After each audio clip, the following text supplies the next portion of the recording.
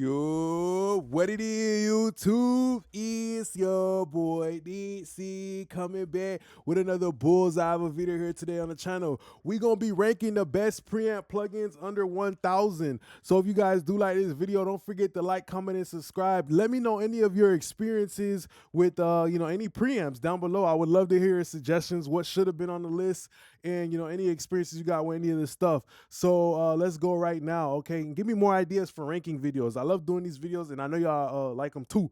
So we have the mix and master tier, pretty much the type of stuff that if you got a file template with one of these preamps, you're not gonna have to do too much work. It's just gonna sound good right out the gate. And y'all notice that too, or not a lot of times these days, some of these professional people, they got a fire template, a fire preamp, and a compressor, and they just dragging and dropping, and that shit just sounded marvelous. All right. So after that, we have the rough mix, the good type of preamps that you probably might need a couple tweaks. We got vocal template, the average type of preamps that will need a good template to almost save it, but it's pretty usable. We have the debatable section as well. Okay. And also we have the delete, pretty much, you probably shouldn't be putting your money on that thing. All right. So yeah, first thing I'm gonna go with is the API 512C. So this is a classic right here. I think this one is really good for modern rap music. And the reason why is because with the API 512C, it's a classic, tone, right? It was also made in the 1990s. It has that nice transformer, and it's just gonna give that nice mid-range density. I'm not sure if it's Jensen or Cardinal transformers that it has in it, but it's the belly fat. The belly fat of the transformer is pretty much gonna thicken up the mid-range, pushing your vocals to the front row. You feel me? Like that one kid in class at the front desk. It's gonna put him out the front row. Okay, so that's why I would recommend the API 512C. And I think it's only like $700. Okay, but you need to get a 500 series chassis. Okay. After that, mix and master tier, we're gonna throw the Rupert Neve Designs preamp here. I have experience with this one. I know that we have two different types of transformers. You got the red silk and the blue silk, and I think they're great.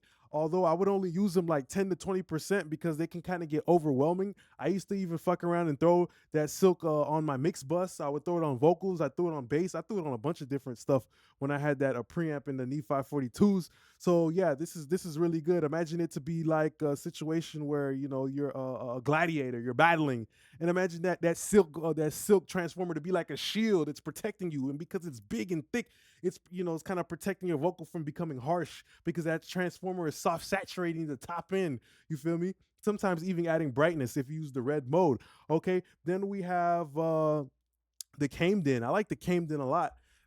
And I like the Camden. I had this one. I like how it had the switchable transformers. It had the impedance. It had the filter. But this is one of those situations where when something's trying to sound like everybody, you're trying to be like every other kid in the classroom. You're trying to have the same Jordans on that everybody else got. It lacks a little bit of originality. You feel me? It's like a supervillain that steals everybody's powers, but they don't got their own power. You feel me? So that's their biggest flaw is that they don't have their own style, so they don't specialize in anything. So that's where the Camden will fall one step flat from the other ones, but it's very dope and very versatile, and it goes great with a lot of compressors, okay? So cool. Then we have the Phobie, which the West Audio, I believe this is modeling Neve 1073. All I can say is that anything under $1,000 that's a Neve 1073 clone is probably going to sound pretty good, especially in the 500 series, the BAEs, the Golden Age, all of those, the Heritage Audios. Anything under $1,000 that's a Neve preamp is going to sound good. It's just coming down to a situation where it's like a 5% incremental taste. Maybe the Heritage Audio has a certain 5% difference, from the BAE or whatever like that. I think the BAE in the 500 series is like 1,000 or like 1,000 and some change.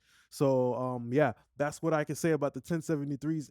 Most of them, they're pretty good under $1,000. Nobody's gonna be like, oh, is that a BAE 1073? Oh. Nobody's gonna know it's the damn difference. All right. Warm audio. I'm gonna put it right there. The what is that? The TB12 or the Beast or whatever. I don't know what they call it, but that's a pretty good one. That's an API clone. It ain't as good as the dad, the originator. The real Slim Shady is up here, but this one, it could, it can't stand up. You know, it can't stand up to the 512C, but it's pretty good though. It's pretty good. I know people who used it, and I've used it in the studio. It's a pretty good preamp. You know, I just have a personal bias against warm audio because I don't like the concept of just cloning everything and not making their own original stuff. Outside of this one, which is a pretty good tape saturator, it's modeling an Ampex that Warm Audio made, a tape preamp. That's pretty cool. But for rap music, you're not really gonna need a tape preamp. You feel me? And I've seen a lot of people use this preamp to like blow stuff up, and they use it more like a saturator. I've seen a lot of people use it like a saturator. So for vocals, I'm gonna put it in the vocal template part. You know, if do you guys have any experience with warm audio preamps, I'm sure you do. Let me know how you feel down below. I think they're good, but for maybe $500 more, you can get an end game thing, you know, like 512C or Retro Instruments, which got to go at the top because, you know, Retro Instruments is a great company. They even make the style level. So they specialize in tubes. They know how to get tubes to sound very musical. The style level 176 and another great EQ, tube EQ. I'm going to go with Retro Instruments for that preamp when I really want a tube preamp. Speaking of tubes, the Hazel Rig as well got to go up there too. But the Retro Instruments and the Hazel Rig, those are companies you can trust that give the highest quality components, and tubes are great. A tube preamp is usually great if you want like brightness. Maybe some tubes you got to listen to some demos, but some tubes give warmth, other tubes give brightness. But for the most part, these are probably going to give you some in between the sugar and the sweet. You feel me? Like throwing some brown sugar on sweet potatoes, sweet potatoes. You feel me? So that's what you're looking at, a situation where you're gonna get some sweetness from the tubes of a Hazel Rig. I feel like a Hazel Rig preamp is more like pop type of sound though. Retro style level is more like a warm acoustic type of warmth type of preampy sound. The Burl preamp got to go to the top. I know some people they like to buy Burls just because of the converters and stuff like that. So I guess Burl took advantage of that and just made a preamp out of that same type of sound. So the Burl is really good sound, really warm, and really present. You know, it just kind of puts it right in there. You feel me? It just, you know, like a pencil and a sharpener. It just puts it right in there and just gets that nice presence, that nice sharpness out of a vocal. I'm gonna have to throw that Neve 88RS preamp in the rough mix only because it sounds really modern and really warm, but maybe not everybody's going for a warm sound. Maybe some people are going for that API sound. I'm sure most of you are probably going for that high definition 1080p 4K API 512C sound. But the 88RS is pretty good though. And I know Adele used that on Rolling Deep, you know, the 88RS console and stuff like that. And the preamps were a part of that sound. So they have a nice warmth to it, but the warmth is different. Maybe the warmth is a little bit more flattering to something like a singer's. You feel me? So that's why, you know, it's gonna take a step back on rough mix. The Phoenix audio is pretty good too. I know some people who use that and they like it a lot. It's good for rap. I would recommend it. Do you guys have any experience with these preamps so far? How do you feel about the list?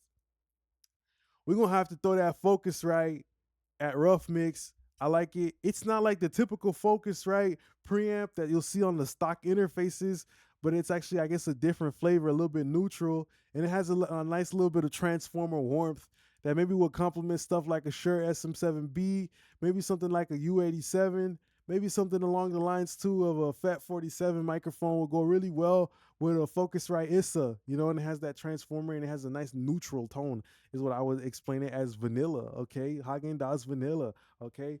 Then you have this one, very versatile, which is the Universal Audio 710. And you know, around here on this channel, we love UAD 610s. If it's the plug-in, the hardware, or even that one, we love 610s, you feel me, and everything along the lines. But what makes the 710 a little bit better is you have the ability to switch from tube to transistor, okay? They might have to change the name. I don't want the company to get canceled, but they're going to have to change that left-hand side for the transistor, the transformer saturator. You know, they got to watch out.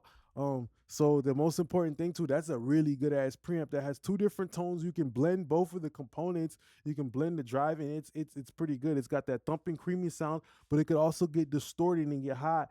And it's got the mic impedances, which is really good. Always good to have those. Those can slightly change the sound of something, depending on what type of microphone you got.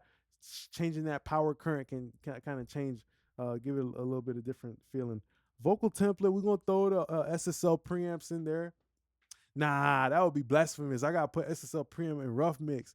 I use the SSL preamps on the actual SSL interface. Now I'm pretty sure the 500 series has to be better than the regular one because I know that's probably got all the whole VCA circuit and everything in there versus where the interface probably got a stripped down version of it.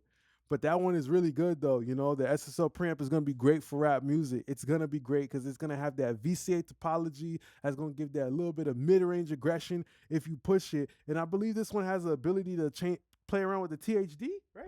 Let's look. Nah, that bit got the filter in it though. It got the filter in it though. So yeah, the filter will probably be good. You roll off like 10 hertz or whatever the fuck you want to do. A lot of people use filters.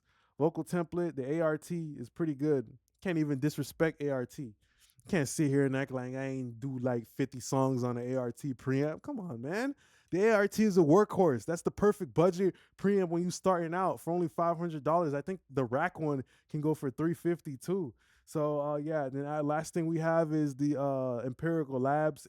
You know, Empirical Labs got a lot of versatility with that tape saturation like a Fatso. It's got a lot of EQ. I think it's got de-esser built into it and preamp. So that one is pretty good, pretty versatile. Swiss Army knife. Kind of like how everything else that Empirical Labs makes is very versatile, Swiss Army knife. So I just want to say thanks a lot for being a great part of my YouTube family. Don't forget to like, comment, and subscribe. Let me know how you feel about any of these preamps. Do you guys use any of these preamps? Do you feel like you even need a preamp nowadays? Thanks a lot for being a great part of my YouTube family. Appreciate y'all now. Peace.